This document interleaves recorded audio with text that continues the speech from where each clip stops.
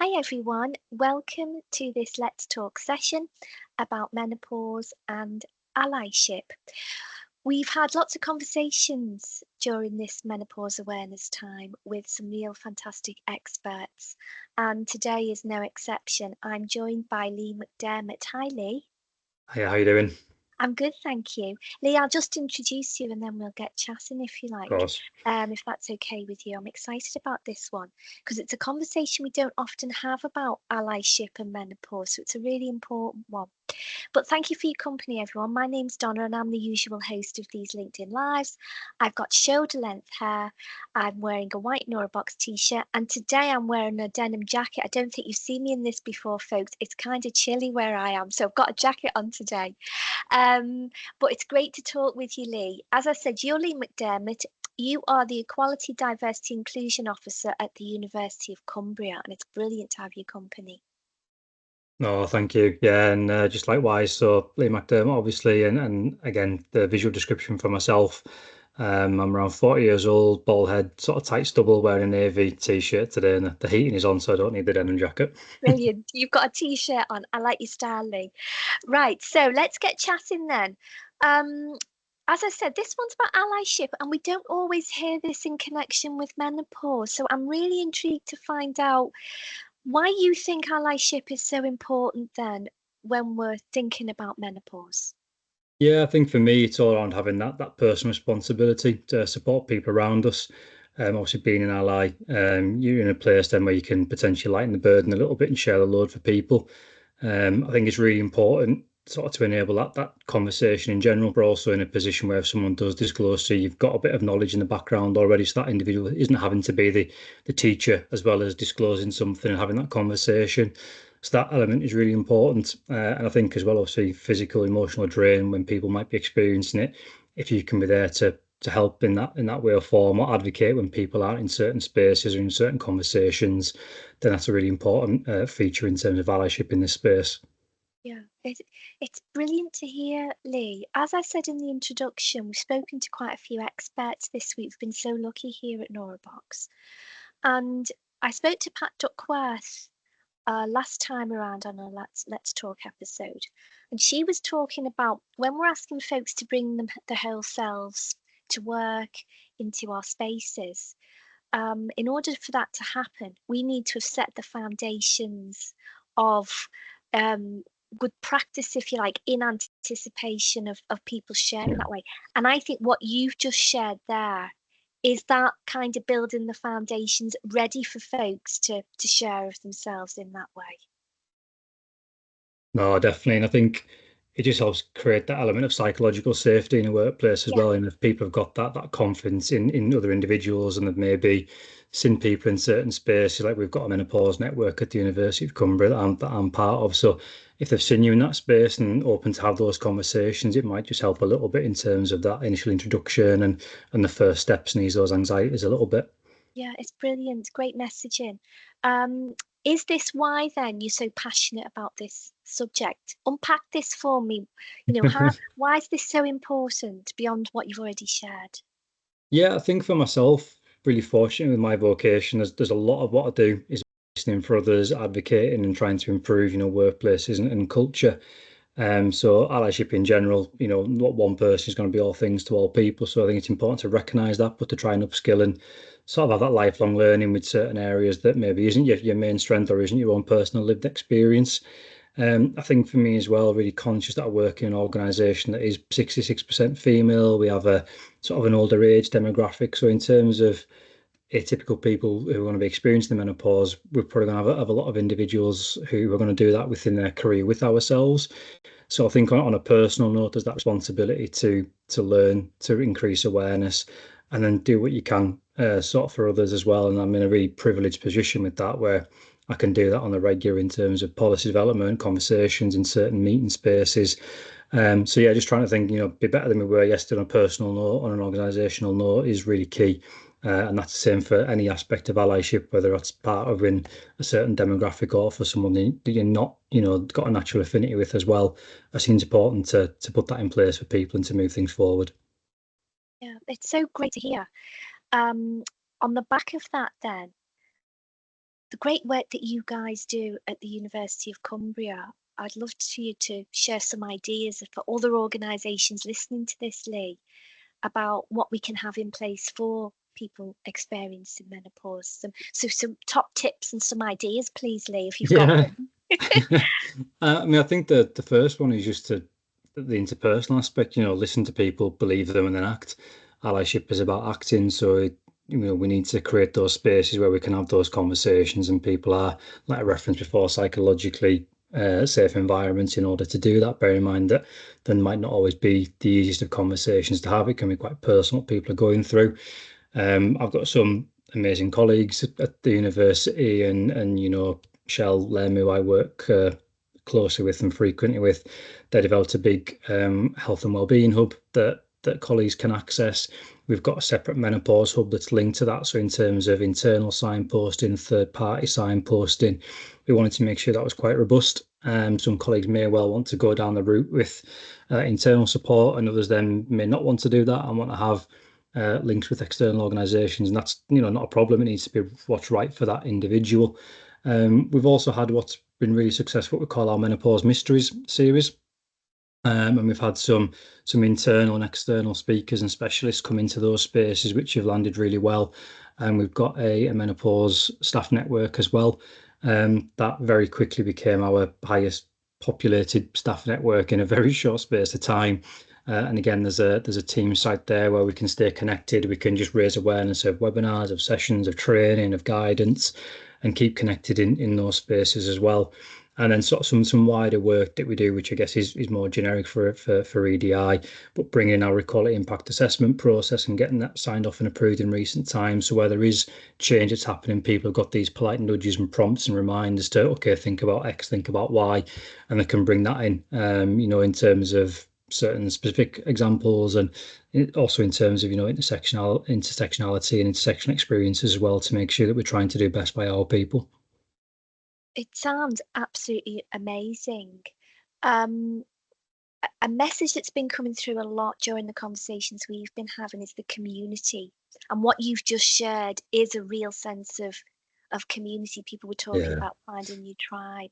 And I guess with allyship, Lee, this is community in its broadest sense, because it's community of individuals who probably won't have that lived experience of menopause, but are getting involved and getting skilled and knowledgeable about it nevertheless, because we know that it's a huge part of many of the people that we work with, lives in that way. Mm-hmm. On the back of everything you've just shared about what's great practice, I'm guessing you're quite knowledgeable now in terms of what works, what doesn't. So what changes would you like to see in this landscape then? I think what's really crucial is the conversations around your introduction and requirement of menopause action plan. I think where there's those tangible steps that are outlined that are built on information, lived experience from people within the immediate community in the organisation is absolutely essential. Where there's an action plan, a person or persons are going to be accountable. There's going to be monitoring, there's got to be tracking, and then hopefully with that, there's going to be end results. It's one thing to talk about something, but like we've referenced before, that there needs to be action. So I think certainly bringing that into play is crucial. It's going to see things improve. It's going to see things get better on the day to day for people, which is what it boils down to. That's always one of my key things we talk about EDI. It's about people, and need to be mindful of that. So I think where we can have those action plans, we can have tangible change. It's going to happen, and then we see the outcomes on the other side. Then hopefully that will lead to things being better on the day to day. Whether that is workplace adjustment plans, which is something we've introduced recently, where that can be, where adjustments are logged, and that doesn't just need to be necessarily where menopause meets the criteria for class as disability. That could be something, on a bit more low key, without wanting to be dismissive there, of course. But I think those steps are really crucial in giving people a time and a space to have those conversations, to get things logged, to have the interactions with line management, and to make sure that obviously every person is treated as an individual. There isn't a blanket approach. What works for person X might be different for person Y, and it's crucial that's always factored in as well. And I think where you've got things like the action plans in the background, the conversations that are happening, the training that's taking place, the awareness raising and the sessions around that, it should hopefully all level up, and it all sort of contributes, the dots are joining, so to speak. Yeah, it sounds brilliant. It sounds like what you're sharing, and we've not actually had this part of our chat over the last few episodes. There's a rigor, I think, to what you're saying, Lee, about how we address this rather than maybe these wonderful ideas, but almost rather vague of community, not being shy to ask. What you're adding into this conversation, which I think is so insightful, is the rigor, which I guess comes from your professional skills of how you address making sure that we have this level playing field, if you like, for all of us within the world of work. Do you feel optimistically when you look across the community? The work that you guys sound like you're doing is brilliant, so I'm sure you're quite optimistic about what you guys are doing. But beyond the university, as you're looking across our culture and community at the moment, do you feel optimistic about what's happening, the changes? Yeah, I do. And I'm quite a cynical person at heart, really. So I'm not being rose-tinted goggles on Yeah, here and just looking at it through that lens. You know, to be really honest, I think that say because of the changes that are coming in and that requirement to have the action plans where there isn't hearts and minds that are fully involved with that, it's still a requirement, so it needs to happen. And I think where there is genuine consultation, authentic consultation, you're hopefully going to get then leads who are doing it in the right manner with the right outcomes in mind, and to benefit people. So I think generically I am quite optimistic. If I take ourselves as an example and see how we moved at pace, how we got that 70 odd individuals together within that network quite quickly, the openness and the sharing element, that peer support that would never have really existed without having that group. It's pretty humbling. That's kudos to the members and people being strong enough and confident enough, and I guess having an environment that was created to share and have those conversations, and that's continued over time. So I think it's not been a flash in the pan piece. It's been consistent. It's been considered, and we do try and listen to what our people want as well in terms of bringing in future pieces. So with one of our other staff networks, one of the Neurobox representatives, Dr. Deborah Levroy, came and done a talk about ADHD and menopause for us. So to try and make sure that we're not just singling people in one little box, we're conscious of the full person like you referenced earlier. Is something that we're going to continue to be working on and doing. And I'm hearing of other good practice, within and without the HE sector. So it is refreshing and it is positive, and hopefully we'll keep harking back to hopefully we'll have better outcomes for individuals longer term. yeah. It reminds me of that very famous quote from what listening to you talk. If you build it, people will come, isn't it? If you create Yeah. these structures and ways of working, people will flock to it.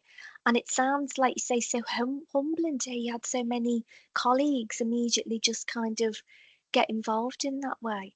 And I hope lots of organisations listening to this will take inspiration from that, Lee. Are you happy if people want to reach out and find out more about this great practice? Are you happy for people to reach out to you on LinkedIn?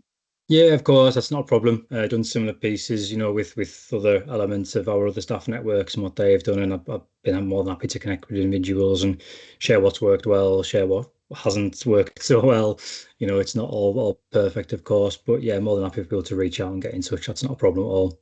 Brilliant, thanks, Lee. Because yeah, it's a journey, it's a work in progress for all of us, isn't it, around Of these course. areas? And I love how you're keeping it real because yeah, we also I think we learn a lot from when we don't get it right as much as when we are getting it right, isn't it? Yeah. So finally then, Lee, and there's been lots of messaging coming from you during this chat. It's really inspirational actually. But what messages would you like to leave for folks who are listening to this conversation? I think for me to try and keep it simple and just reference one in terms of allyship means action. Okay. We've all got a place to support one another. We've all got a place to take action, and that can be either on an individual level, that's 9 times out of 10 within our own personal control. So take that personal action, whether that's reading a blog, finding out something more, speaking to an individual where you've got that relationship to do so. That will then start to contribute to the wider culture. Whether that's on a personal note with friends and loved ones, whether it's within an organisation. I think where we can take action within our own power, that is absolutely one thing. And then sort of organisationally, making sure that we're holding people to account on the actions that have been either promised or outlined, making sure that's monitored, and then seeing what's coming out at the other end, so to speak. Are we getting those positives? Are we getting better experiences for individuals? But yeah, in a nutshell, allyship means action. So take some.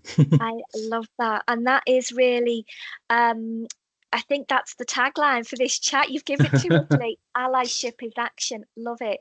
And that's, I think, what we want to see is action on the back of all these great conversations. So thank you. Thank you for everything you do. Thank you, on behalf of the community for sharing in these ways. This is how we learn from each other. It's much appreciated. Thank And you for then having just a me. big thank you to everybody who's listening to this. We've had some great chats with three great experts over the last few episodes of Let's Talk. And we hope what that does is help you who's listening to figure out what's good practice for you guys as well. So a big thanks to Lee. And as I always say, Lee, we just keep talking about this stuff, isn't it? And keep learning from Absolutely. each other. So thank you. And thank you, everyone who's listening.